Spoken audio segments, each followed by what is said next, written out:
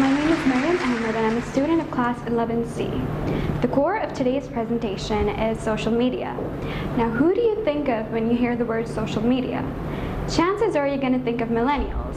Now, the dictionary definition of millennials is anyone who was born after the year 1983. The most common words that are associated with millennials are unmotivated, narcissistic, lazy, and unfocused. Millennials have earned themselves a reputation of being all these things, but the truth is it's through no fault of their own. They were dealt a bad hand. When they were younger, and this is a fact, millennials themselves have said that the reason that they have earned this reputation is because of failed parenting strategies.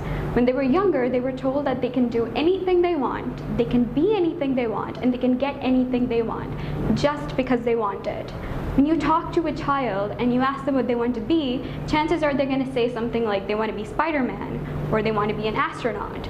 You don't hear many children saying they want to be a bank accountant or they want to be a biomedical engineer, because at that age we encourage their imagination. But when they grow older, they realize that they can't have anything they want, and when they go into the real world, they realize that they won't get a pat on the back just for being special. As humans, we crave validation. After competitions, you see children being given participation medals for, just participating. They don't have to work hard to get them. They get an award just for being there. And the science has shown that this actually devalues the medal. It also makes the person who gets the participation medal feel bad. They feel embarrassed because they did not deserve it. They know that they did not. So it's making them feel worse. And it also kind of devalues the first position, that is like the person who actually worked for it. And when we grow with this mentality and we're thrust into this corporate environment, and these businesses, these companies, they only care about themselves, they care about gains, they care about numbers. They do not care about the individuals.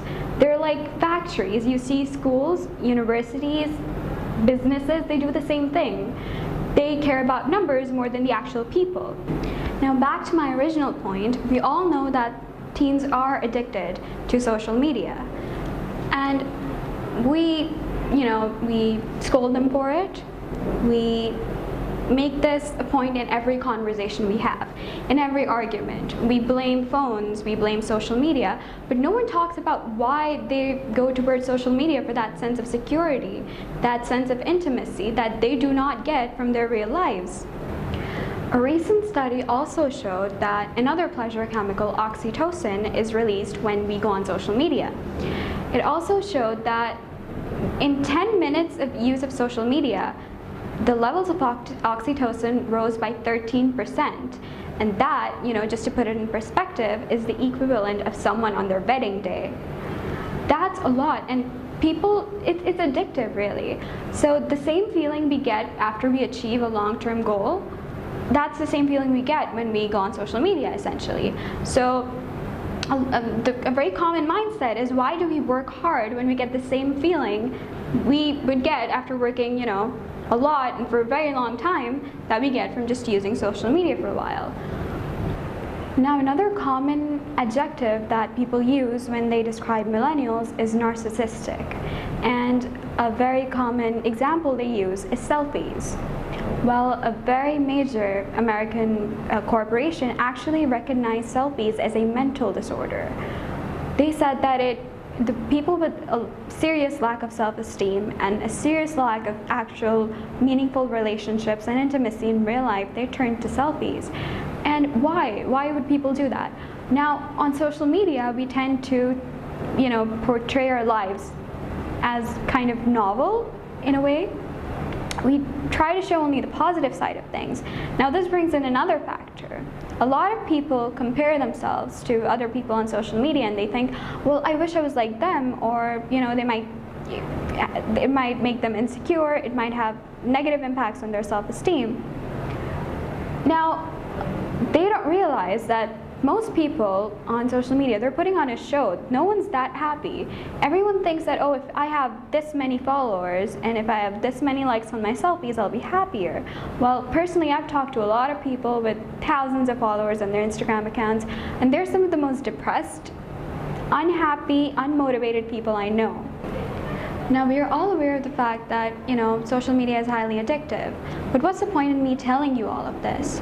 Well, basically, it's to say that, we as a society, we need to realize that we can't blame an entire generation for being lazy, narcissistic. There must be some underlying cause. Why is the majority, turning to social media instead of forming actual relationships in their real lives? We as people, we need to encourage other people to, take their phones out of their lives for a while. If you go to dinner with your friends and you're on your phone talking to someone who's not there, that's a problem. That's an addiction. If you wake up and the first thing you do is you check your social media, instead of saying good morning to your family or, someone else around you, that's an addiction. So we as people, we need to recognize that. We need to encourage others to change their behavior. Maybe, imposing a ban on mobile phones in houses for like a day. Don't go to extreme measures, like just taking away your child's phone for months and just not giving it to them, because that's going to make them rebel even more. They're going to feel like they're wronged. They're going to start pitying themselves, and that's always the worst, My point is that we need to encourage other people that we see around us who may be addicted to social media or may be in the process of being addicted to it. If you're out for dinner with your friends and you're talking to someone who's not there, that's an addiction. We're not living in the moment anymore. So as millennials, even if you aren't a millennial, if you're a parent, we need to have a positive outlook on this. Instead of just telling your child, hey, you're using your phone too much. Well, they know that they're using their phone too much. What can you do to stop it? Another reason people turn to social media is because they don't have real life relationships that are meaningful, that are intimate. So, forming friendships with people, helping them pick up on social cues, because that's a big thing. People who use social media too much do not know how to pick up on normal social cues. Another reason why people turn to social media is because they don't have meaningful relationships in real life, whether those be friendships or just relationships with your relatives, like your parents. Now, what can we do to help them? Helping them pick up on social cues, because that's a big thing. A lot of people who spend too much time on social media do not know how to pick up on regular social cues that, that may be normal to some people. So helping them form friendships, maybe initiating a conversation with the person next to you. Maybe they're on their phone. Maybe they won't, want to talk to you at that point of time. Maybe they'll be thinking, oh, well, I want to go back to my phone. Talk to them, to initiate a conversation. That's the only way. Socializing with people is going to make them want to engage with the real world more. So that's all I'm going to leave you with. I feel like, think about other people and talk to them. That's the biggest thing. So thank you, and that's all.